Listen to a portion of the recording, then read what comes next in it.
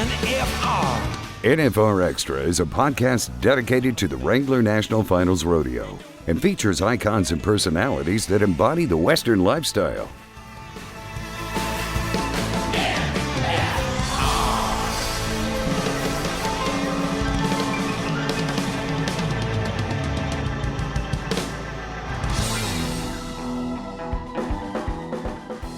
I don't think my parents ever tried to coddle me or tried to ever cheat for me. Hey, let's make sure she gets the best calf, or, go out there and win in the worst situations, because later down the road, you've already been prepped for it. You're just a way better competitor. And as a parent, I think it's really hard to see your kids fail. But if you know, at least on my journey, when I messed up and didn't do well, I always learned the most. There was always something to be learned from it. And if you'll just learn that, it's like sometimes the greatest lessons bless you in some ways you don't even know. This is Brylan Bentley, and you're listening to NFR Extra.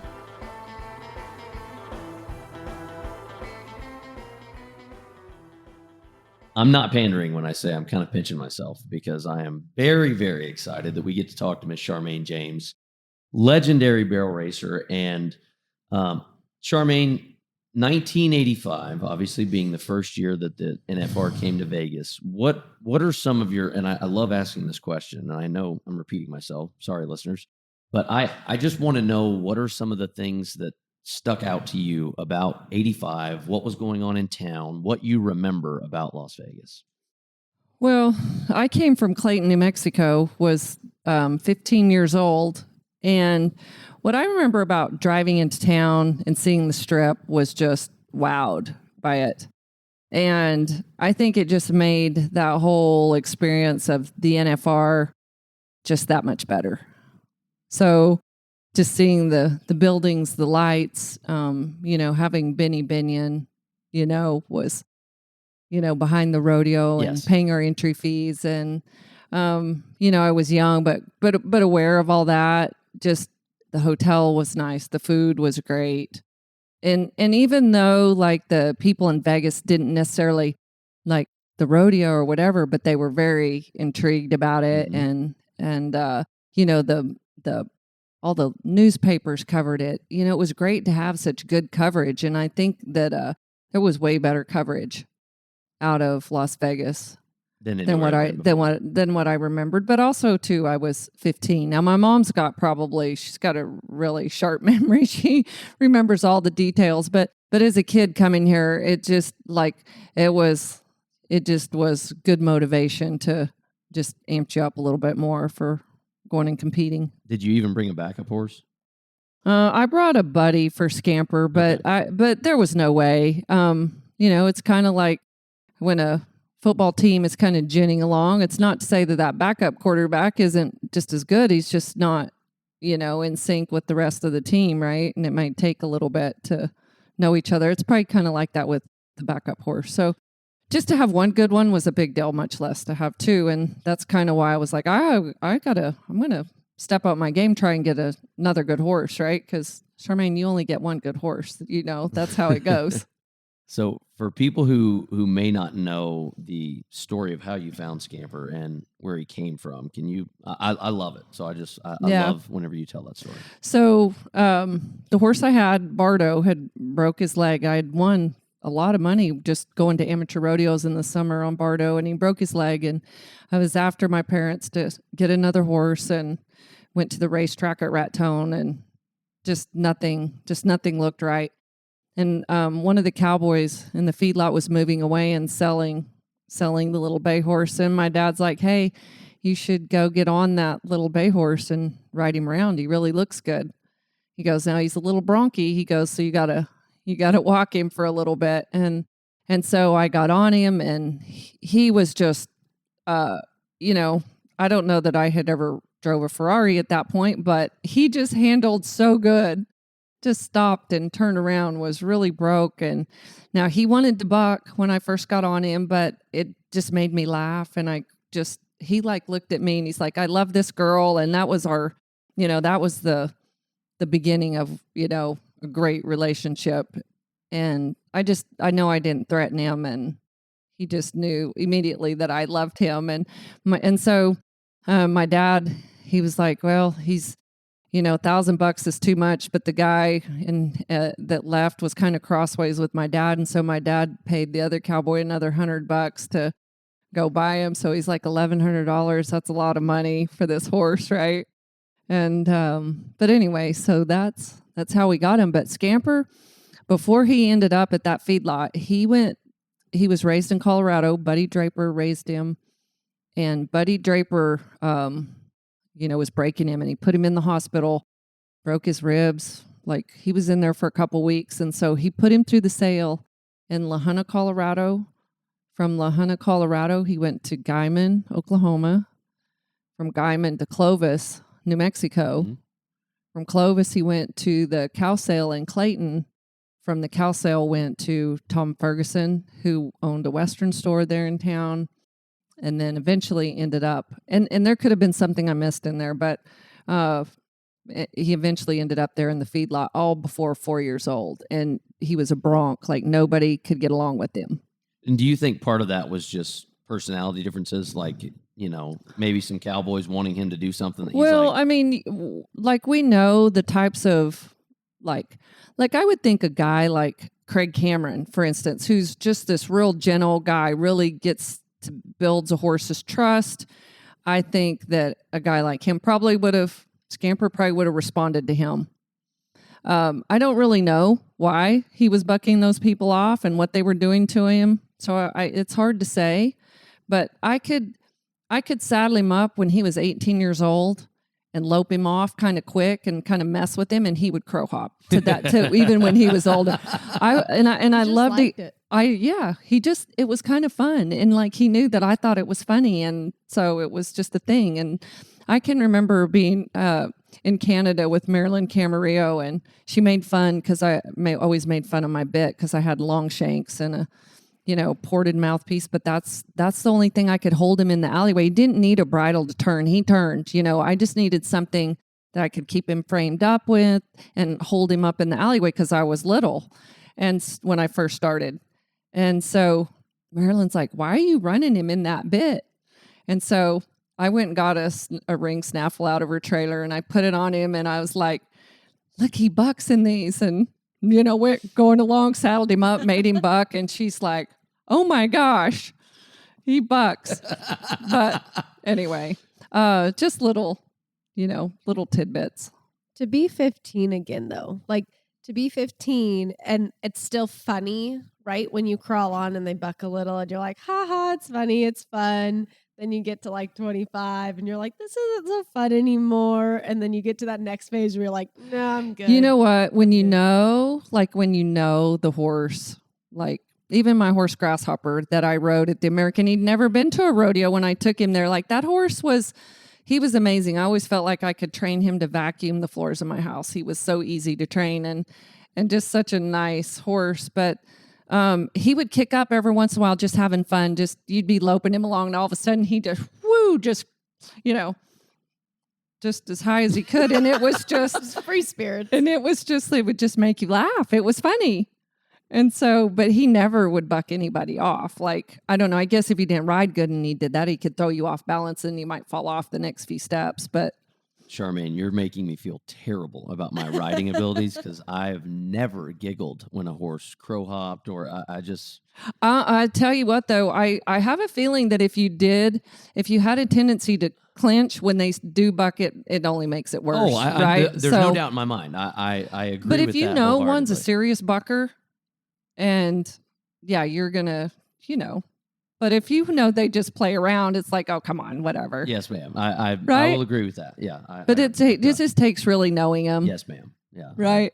I understand that a lot better. But I am 38 now, and the ones that I know are going to buck are not at my house. No, you don't want to ride those. No. And seriously, I don't want to ride one. I don't want to ride one that bucks. Yeah. Well, a lot of things happen. A lot of things can happen. Yeah.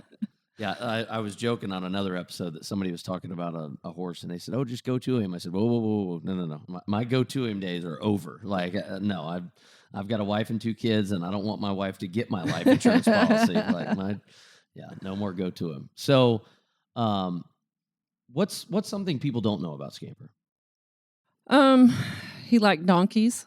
Really? Like a mini donkey? Yeah, he loved. My dad had a miniature donkey, and he loved that donkey. He would kill for that donkey. He would kill another horse that looked at that donkey. Huh. Yeah, What was the I donkey's know. name? Number one. No. It was his number one. I He mean, just had to be a fan. you said, I know he loved ponies. Loved ponies. It's the weirdest thing. I don't know. Huh. How tall was Scamper? He was about 15 hands. So not even like a super. I think he just wanted a little friend. Yeah, no, he liked the little ones. Like anything odd, he really just Like a goat too. Do you ever like a goat? well, yeah, he was around a goat, but it wasn't the same. Okay.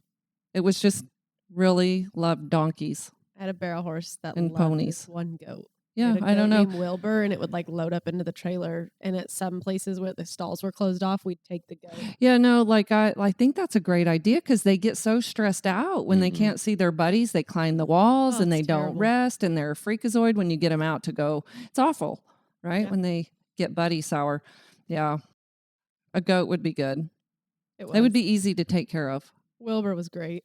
So your NFR qualifications, they range from year to year. What year to year? 84 to 2002. Okay. So you were in Oklahoma City 1 year then, Yes, correct? 84. So you were 14 Yes, in Oklahoma City. yes. It's my rookie year. Wow. That seems crazy. How many rodeos did you go to your first year? I think I went to around 50 rodeos that year. You weren't intimidated. Oh yeah, I was most definitely intimidated. I tell a whole long story about when I started out, how when I went to my first rodeo, well, I did really well. I filled my permit in Greeley, Colorado, but then I started out in Kansas City, and I could just tell the other girls looking at me funny. I sure didn't fit in. I had a green fuzzy saddle pad, green reins. I had a which way hat on. Scampers, had a which short way hat? Yeah, couldn't tell the front from the back, right? I like it. No, I knew So where you you were can- going, but I just wanted to. You can picture, right? You can visualize it, right? Here you are, this Like a pro bucket. Yep. barrel racer, and then you look over there and you're like, what is that? Who is that? They don't belong here. And so, you can kind of feel them looking at you and like, oh my gosh. And maybe I don't know. Maybe I just felt that, but anyway, so I knocked the barrel down in one round, and I placed in the other round like 9th or 10th at the bottom. And then I went to Denver, knocked the barrel down, placed in another round. My times were good. Like I could do it. I had the times to do it. Same thing happened to El Paso, Scottsdale.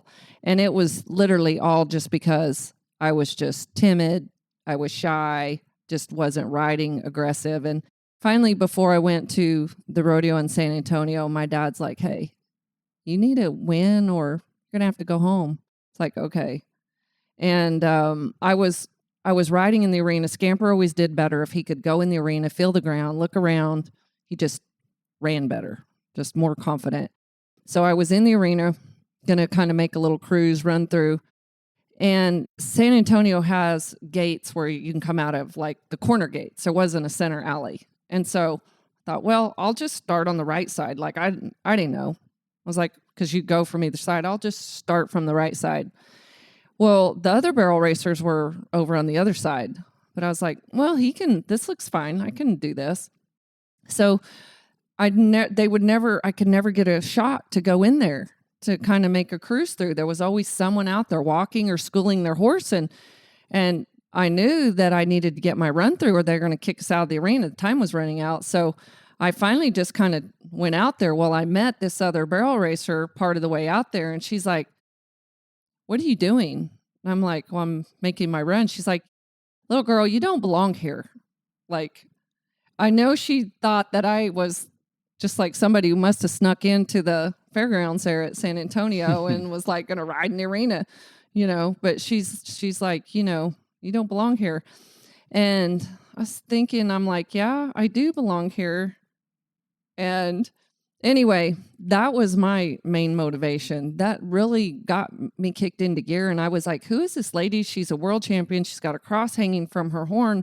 And I'm like, how can she talk to somebody like that? Why didn't you ask first? Like, hey, are you entered in the rodeo? Or, hey, can I help you? Do you need me to stop these people over here? But it was just that real condescending. And so it kind of fired me up. Anyway, I ended up winning the San Antonio rodeo.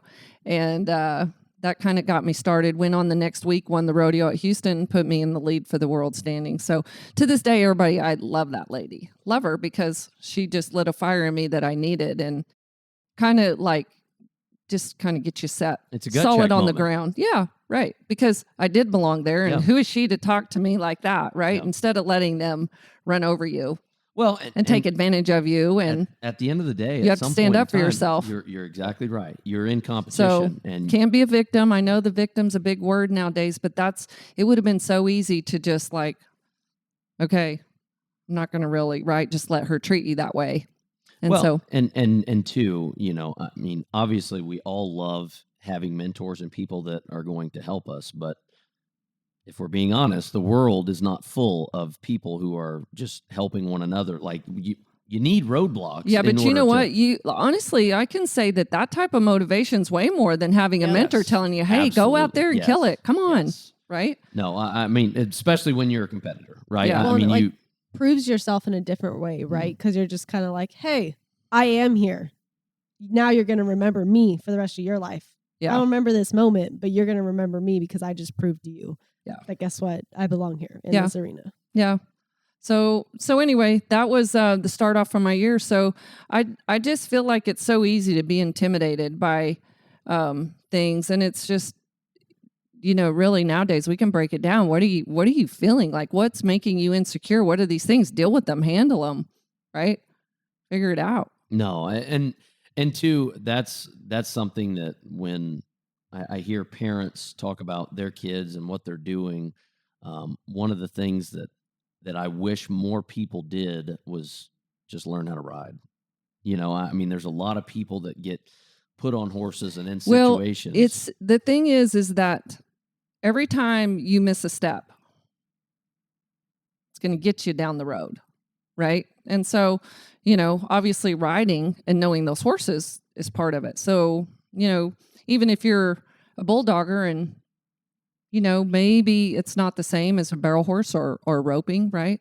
But still that start, right? Knowing your horses and getting them set up correctly. That would be, it's important to ride. Absolutely. I don't want my pilot tomorrow to miss a step. And then as parents, I don't think my parents ever like tried to coddle me or tried to ever cheat for me. Hey, let's make sure she gets the best calf, or, go out there and win in the worst situations, because later down the road, you've already been prepped for it. You're just a way better competitor than, and as a parent, I think it's really hard to see your kids fail and right. And so, but if like at least on my journey, when I messed up and failed or didn't do well, I always learned the most. There was always something to be learned from it. And if you'll just learn that, it's like sometimes the greatest lessons bless you in some ways you don't even know. And I feel like I lost a world championship one year. I was sick. I got the crud. Everybody gets the crud in Vegas, right? During the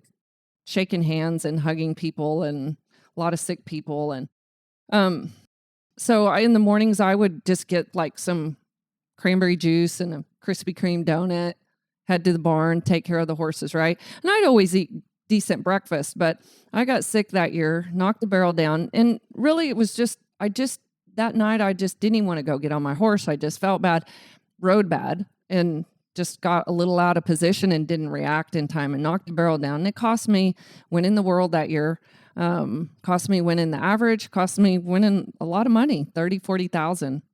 And I mean, Cappy Allen was the one who beat me that year. And I really liked Cappy, had a lot of respect for her. And, she came up and gave me a hug. Like it was, but I was so mad at myself. And I didn't eat sugar. Like one of the things that just put me on the roadmap to being healthy, eating good food, researching everything that I ate, and was maybe a little bit obsessive about it. But now I just feel like I've just gone above and beyond being healthy. And so that little thing, yeah, it was a big snag in my life at that point. But now looking back on it, was just a total blessing. Well, and I think you remember the victories, but you learn from defeat. You know, if you want to be successful. Yeah. You know, so that little thing, it not only changed your career, but it changed your lifestyle and what you do and how you go through your daily routine. Let's take a quick pause, and we'll be right back. Las Vegas becomes the center of the Western universe every December with the return of the Wrangler National Finals Rodeo. And, of course, Cowboy Christmas presented by Pro Fantasy Rodeo. It's the perfect way to spend your day with family and friends. There's endless shopping, entertainment on the Ariat Rodeo Live Stage, the Yeti Junior NFR, contestant autograph sessions, and all-day fun. There's so much and more in Las Vegas. Cowboy Christmas, presented by Pro Fantasy Rodeo. It's all here.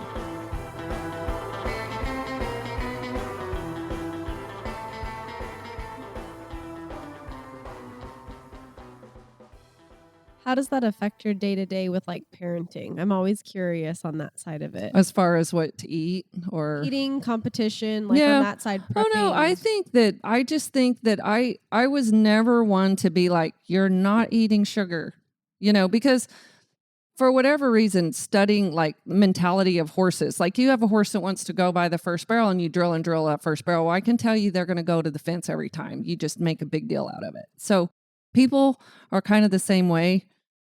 I don't know. Why do you do things you shouldn't do? I don't know. It's just kind of human nature. But I feel like in some ways I am like this psychologist that like just thinks things through. You got to think things through really deep. And so I just thought with the kids, I'm like, if I tell them not to eat sugar, that's all they're going to want to do is eat sugar. And so if there was went to a birthday party and there was cake, eat it, right? If you want to go eat some Sour Patches, like eat them. But I wasn't doing it. My husband doesn't really. Tony doesn't really eat sugar. And so we never had Cokes in the house. Like neither one of them drink Cokes to this day. And so I was never like limiting them. And there's a lot of different types of parenting, and I'm by no means, I'm sure I'm far from perfect, but they are now on a healthy track. Like they do pretty good what they eat and what they put into their bodies. They pay attention to it. So how do you manage expectations? Because now your boys are here in Nevada playing college baseball. Do they, I mean, in conversations with them, do they hold themselves to a higher standard having a world champion mother? I don't honestly know how much what I won. I don't think so. I think they see me as mom and I'm in their camp, you know, and that I don't really know anything about baseball. I mean, was that a curveball or was that a changeup? I don't know. But anyway, they're just, both of them are great competitors, you know, and baseball's a really, really tough game, and it's a lot different than rodeo. You're doing well when you hit 3 out of 10. Yep. Good. Right? So failure is part of it. And you know, there's a lot of learning from your mistakes and a lot of growth, and it's so easy to quit at any point, you know. But for me, I'm just like, hey, you just keep working, keep trying, you know, see where it takes you, and they do that, and they always get better. Do you yell at umpires? No. You don't? No. Oh man, I totally would have thought she would have been the mom. I'm not. Come on. I'm not like this loud. Like I'm awkward, probably in front of the camera. It's like Cassie and I were talking. We're like the awkward ones up there. I mean, kind of shy a little bit. Like I don't like the limelight. I just don't like being in the middle of it. Not that I'm fine. Like you guys are great. This is fine, but no, I'm just not in the middle. I don't like to cause attention to myself. So what position does the boys play? They're pretty much third baseman, but kind of utility players. Okay. They've done a little bit of everything. How many games do you try to get to a year? We go to a lot of games. Do you? Yeah. Yeah, we were out here in Vegas. Tyler played at College of Southern Nevada with Nick Garitano. He's my brother-in-law. Oh. And did you know that? No, that's fun. Yeah. It's like a whole family affair. Yeah. And so it was an interesting thing because Tyler was a really good player. He got scouted to go play at Texas State. Thought he was going to get redshirted. He didn't. Coach played him like in a game when he thought he was going to get redshirted. So Tyler's like, I got to go play. I got to go somewhere where I'm going to play. And he really wanted to go play with Nick the first year and instead of go to Texas State, but Texas State was right at home and was Texas State. So he stayed there. But so when he went there, Nick was like, look, I don't want anybody to think I'm playing favorites because you're my nephew. So he said I was, wanted to be extra hard on him, but Tyler took it good. And so anyway, it was fun, but Nick's a great coach. Like he's gone to the World Series and his teams are always good and he doesn't have the funds that some of those other teams have. And so he does a great job. He's a really good coach. And I love to listen to what he says to the guys just because that's kind of what I do. I teach now. So it always interests me. So what do you see in the next generation of a barrel racer? Because I think you would agree with stories like Scampers, they're one in a million. I mean, finding a horse like that. But these breeding programs that they've got coming together, I mean, some of these trainers, it's almost like a machine shop, but you still have to have those fundamentals you were talking about on the horsemanship side, because you can have a hammer, but if you don't know how to swing it, it's... Oh, absolutely. And, you can't put everything in a box. You may have a really good horse and maybe a rider that's not as experienced, but that horse carries them through. You may have an over-the-top exceptional rider that gets a little more out of a horse that no one else can get. Everybody's like, well, it's all the horse. Well, you do have to have that horse that's fast enough to get to that top level. And so, I think you can get away with a lot more running at jackpots when the ground is good and, the conditions are pretty much the same, great center alleyway, good ground. You start rodeoing with bad mechanics, that it starts to catch up with you pretty fast. So it's always better off to be the best you can be. And for parents that just go buy a new horse when, they quit working, you're not really doing your kid a favor if you want it to keep going. I would just be one of those. No, you're like, before we buy anything else, you're going to fix these bad habits that you have before you move on that are creating your, barrel hitting or whatever it is. It's funny you say that because growing up, my parents, they did this. They didn't talk about it, but they did this. They would buy us a horse that we had to grow into and then grow out of, right? So, right. You buy a horse that that's maybe just a little bit above your ability. So as you grow, you get to where you're simpatico, but then you're not getting another horse, or we're not even going to have this conversation until you are better than the horse you're riding. And that's great. Like that's how it should be. That's obvious common sense stuff. And that's the stuff that I feel like my kids don't rodeo, but when we do the junior NFR and some of these competitions, it's like you need a horse that fits your kid and is not going to get your kid in a bind. Yeah. I mean, I would just say just from teaching that as a parent, man, leave your ego out of it and trying to keep up with the Joneses, because everyone's an individual and kids, just like horses, just because they may not be as good as another kid right now, doesn't mean they're not going to get there. And, time and size and mental development changes so many things. And it's like that with kids and horses. And so I think that no matter who you are, where you're at, you need to be pushed, sure, to be better all the time and to improve, but also to take kids and put them over mounting them,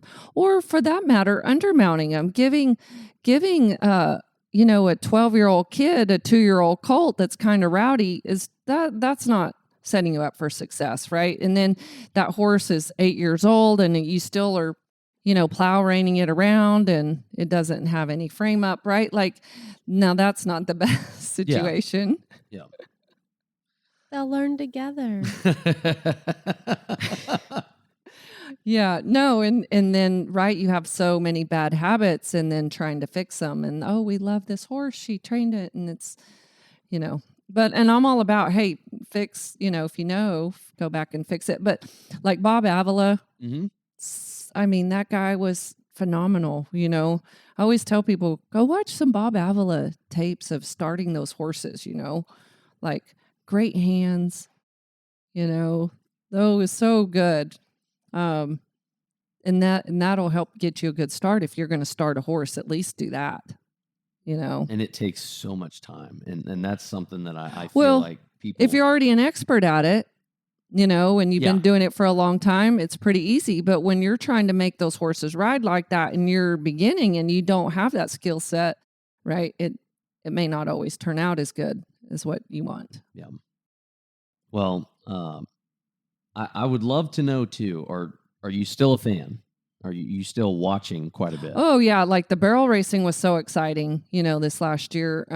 And watching Cassie, she's just such a phenomenal trainer and she's got such good hands, and it's kind of neat to go in there and watch her do that. So that was fun watching the rodeo and then just keeping up. Like, we know these people and know the competitors and just wanting to know what they do. But it's not like I got to get to a rodeo. Everybody asks me, are you going to the San Antonio rodeo? No, I'm not going. I don't want to go. Yeah, and that's I feel the same way. I mean, if I have a vested interest, somebody that I know is competing, I may tune in. But when I go home, I've got kids and a wife, and it's like you're a different life. Yes. Yeah. Well, we appreciate your time, Charmayne. It's always a pleasure catching up and hearing the stories of the foundation of everything that happened here in Nevada, and it's now come full circle. That's cool. You 40 come years. out here and watch it's hard baseball to believe. games. Yeah, no. 40 years. Oh my gosh. My mom and I were adding it up. We're like, it's really been 40 years. We're like, wow, we're doing pretty good. She looks good, in case you're wondering. No, well, when you cut out sugar. My mom is doing great. So it's fun. Does she keep scrapbooks? She does not do scrapbooks. Okay. It's all right in her head. She has everything. That lady has not forgot anything. You want to interview somebody about all the details, it's her. Got to be careful, though, because then all the details I know. start I'll be coming out. sitting over there. No, don't say that. To self. Well, thank you once again for joining us. Yeah, thank you. Want to experience more of the NFR? Then visit nfrexperience.com, and we invite you to subscribe to NFR Extra on Apple Podcast, Spotify, iHeartRadio, and wherever you're listening right now. If you like what you've heard on NFR Extra, we would love it if you gave us a 5-star rating and tell your friends how to subscribe.